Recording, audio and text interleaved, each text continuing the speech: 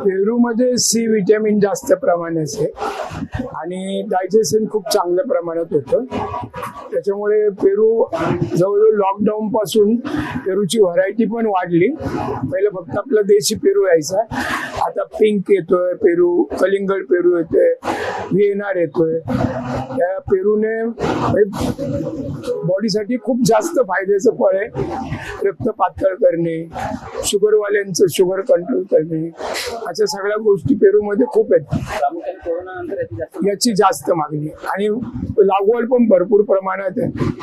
पेरूला कमीत कमी 30 रुपये किलो बाजार येते, जास्तीत जास्त 100 रुपये किलो आत्ताच्या या वेळेला बाजार आहे.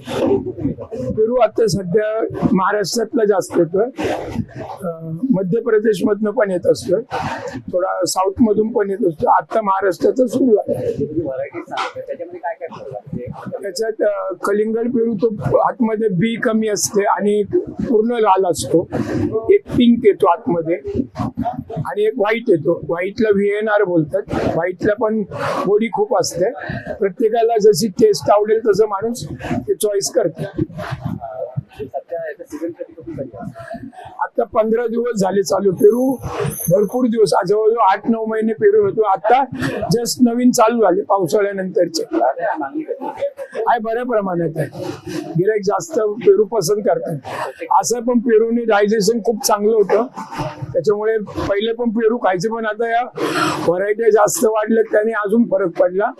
आणि कोरोना पासून त्याचं जास्त माहिती लोकांना कळाली. थोडं डिमांड आहे ना, जातं ना, एक्सपोर्ट पण होतं. आता सांगितलंय ना की कमीत कमी 30 रुपये किलो पासून 100 रुपये किलो पर्यंत बाजार आहे.